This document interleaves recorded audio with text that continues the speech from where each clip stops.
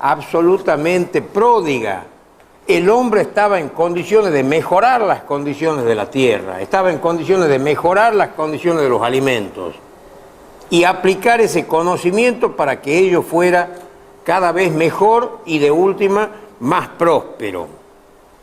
La riqueza de los gobiernos no necesariamente provenía como antes de etapas de conquista, de ejércitos que lograran obtener nuevos territorios y en base a eso generaran riqueza, oro, plata para los gobiernos. Bastaba con dar una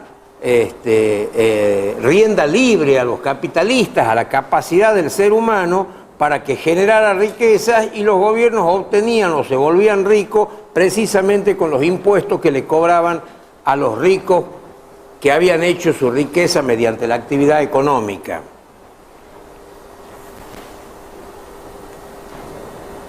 No hacía falta ser rico mediante la acumulación de metales preciosos, oro o plata.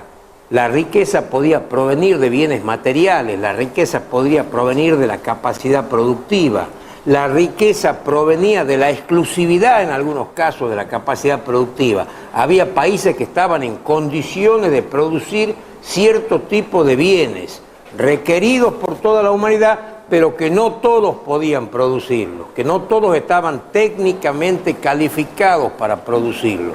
Y en consecuencia la riqueza provenía de los bienes en sí mismos y de su intercambio. Al mismo tiempo, todo esto estaba asegurado por un Estado que era una especie de Estado racional. El Estado protegía la libertad, el Estado protegía la propiedad privada, el Estado protegía el derecho a trabajar, el contrato. Y ya no en nombre de Dios o en nombre de la fuerza, o en nombre de una religión, sino en nombre de una racionalidad. Y ya no de un modo absoluto como se había tenido al Estado hasta hacía un siglo, hasta el siglo XVI o XVII, sino ya por medio de la racionalidad. El Estado-nación estaba compuesto de una manera tal que quienes manejaban el Estado representaban al propio pueblo. Y al mismo tiempo que representaban al propio pueblo, tenían un límite para el ejercicio del poder, que era la ley. Y aún dentro del ejercicio del poder, el Estado tenía también una limitación que era la división de poderes. El monarca podía mandar, pero no podía hacer leyes, las leyes las hacía el Parlamento. Y más tarde aún, tampoco podía aplicar la justicia, es decir, los conflictos de la sociedad los aplicaba un poder independiente que era el Poder Judicial, que es lo que de alguna manera nos rige hasta hoy en día. ¿Qué más se podía pedir? La economía regida por la ciencia, la técnica y el conocimiento, y protegida al mismo tiempo por un Estado que era de alguna manera la consumación de la racionalidad social. Sin embargo, a corto plazo de que esto funcionaba, los teóricos empiezan a advertir que el funcionamiento no era tan beneficioso, o por lo menos no era tan beneficioso para todos los sectores sociales. Era de alguna manera beneficioso para algunos de ellos, pero no todos se beneficiaban del mismo modo con el funcionamiento del sistema capitalista o del sistema clásico liberal. Por supuesto que esto se da en simultáneo, porque no todos avanzan en el desarrollo de este sistema con la misma velocidad o al mismo ritmo. Algunos países estaban notoriamente desarrollados, por ejemplo Inglaterra o Francia. Algunos estaban relativamente muy atrasados, por ejemplo el caso de Alemania, que en el siglo XIX, hasta la primera mitad del siglo XIX, ni siquiera había logrado concluir con la conformación del Estado-Nación. Alemania estaba casi constituida como feudalmente por una serie importante de diversos reinos que cada uno tenía su propia legislación, cada uno tenía su propia aduana, cada uno tenía sus propias leyes comerciales y no lograban unificar un mercado común. Esto, por supuesto, hacía que estuviera sujeta al potencial de otros países que tenían un sistema productivo mucho más voluminoso, mucho más organizado, y en consecuencia eso sometía a este tipo de países a la imposibilidad de alcanzar a los países más desarrollados. Curiosamente, ¿se acuerdan ustedes que lo vimos a Malthus en la clase anterior? Y Malthus fue, a pesar de su esquema pesimista, uno de los pilares del sistema capitalista tradicional. Hasta el día de hoy está considerado como uno de los pilares del sistema clásico, junto con Adam Smith y junto con Ricardo. Sin embargo, pareciera que al mismo tiempo que se constituía en pilar del sistema clásico, se constituía también en un profeta de la irreversible crisis permanente del sistema capitalista y a la vez que permanente recurrente del sistema capitalista. Cada tantos años se mostraban conflictos más o menos graves y esos conflictos graves era muy difícil de superarlos.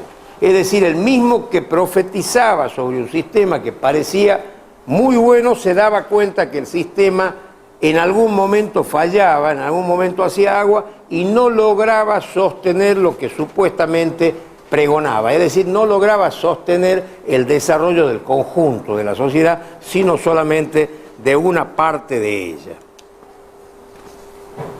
Los conflictos se presentaban no solamente entre un sector de la sociedad poderoso y otro desposeído, se presentaban también entre distintos intereses dentro de la misma sociedad. Por ejemplo, en el caso de Inglaterra, los terratenientes menos poderosos fueron desposeídos de sus tierras, no por la fuerza, las adquirían a las tierras o simplemente tenían que venderlas porque no tenían el resultado económico que ellos esperaban, ya que los pequeños productores no lograban acceder al mercado con la misma fuerza que lo hacían los grandes productores. ¿Y por qué vendían sus tierras? Los capitalistas compraban las tierras de los pequeños productores, eliminaban la producción agrícola y la dedicaban a las tierras al pastoreo para alimentar ovejas. ¿Por qué lo hacían para alimentar ovejas? Porque la lana se había constituido en uno de los aspectos más importantes de la industria británica, la producción de textiles. Y en consecuencia, bueno, que la gente para comer se rebusque de otra cosa, pero las tierras más importantes estaban destinadas al pastoreo para tener lana, para alimentar una industria que por otra parte acababa de inventar la máquina de vapor y los telares eléctricos, en consecuencia necesitaba materia prima para producir. Y además, como prácticamente era el más adelantado en el rubro, o tan solo ellos y los franceses tenían de alguna manera algún adelanto importante en el área hilandera o en el área textil, tenían todo el mundo para proveer de esa producción textil. Y en consecuencia, la producción debía ir hacia esa zona. Y los sectores que se veían perjudicados tenían dos alternativas. O venían a la ciudad, se pauperizaban y se proletarizaban, o a lo mejor los terratenientes más importantes lograban por su peso económico acceder a ser socios de los capitalistas de estos terrenos que de alguna manera los destinaban ya a la industria y no a la producción agrícola. La controversia de intereses evidentemente progresaba al mismo ritmo que progresaba toda la sociedad y no se lograba establecer un mecanismo para que estas controversias entre distintos sectores fueran absorbidas por el sistema, sino que el resultado siempre era netamente perjudicial para algún grupo. Siempre algún grupo quedaba desplazado de la sociedad, desplazado de la propiedad, desplazado de la riqueza, y otro grupo constituía un avance de riqueza, un avance de poder que de otra manera no lo hubiera tenido. Ustedes saben, porque lo hemos explicado acá, que el sistema clásico pregonó, y realmente los doctrinarios creían efectivamente en ello, pregonó fundamentalmente la libertad de comercio. Sin embargo, cuando ustedes estudian un poquito de historia, rápidamente van a descubrir que no confiaban, al parecer, mucho en la libertad de comercio. Nosotros lo conocemos, preferían tener colonias, después del proceso, digamos, de expansión hacia Asia y hacia América. ¿Qué hacían los países que colonizaron estas tierras de Oriente o las de Occidente? Establecían colonias, establecían un gobierno que de alguna manera controlaba la colonia y la obligaban o la sometían a la colonia a que ejerciera determinado tipo de actividades económicas que de última tributaban al poder central. Es decir, la libertad era pregonada, pero no era practicada. Las leyes mismas, las legislaciones mismas, atentaban contra este proceso de libertad. Hablamos la vez pasada del tema de la famosa ley de granos, ¿no es cierto?, donde en última instancia, para proteger a un sector, decía no, que no se importe granos a Inglaterra, mientras que otro sector estaba preocupado porque sabía, era consciente de que los granos en otra parte del mundo eran más baratos. Es decir, el conflicto se producía y en última instancia el poder terminaba definiendo en un sentido o en otro. ¿Cuál era el sector más desprotegido de la sociedad? El trabajador, el proletario, el obrero. Ese era el sector más desprotegido porque lo único que tenía para sobrevivir era vender su propia capacidad de trabajar. Si no vendía su capacidad de trabajar, no tenía posibilidad de sobrevivir, de alimentarse a él mismo y a su familia.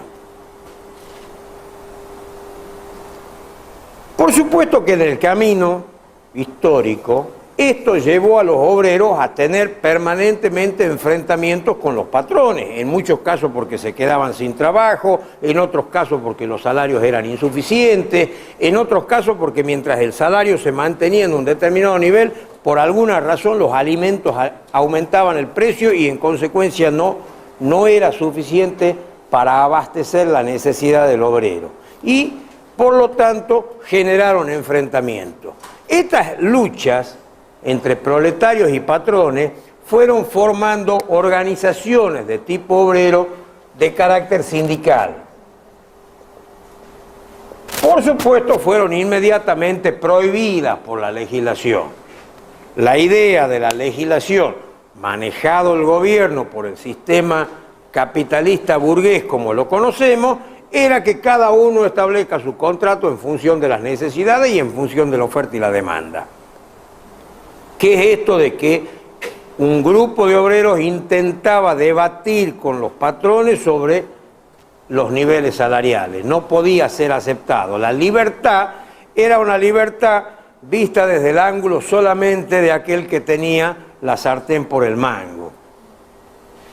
Porque el patrón era libre de contratar o no contratar a un obrero, pero el obrero estaba compelido a trabajar, porque si no trabajaba no comía. Es decir, no era la misma libertad para un sector y para otro sector.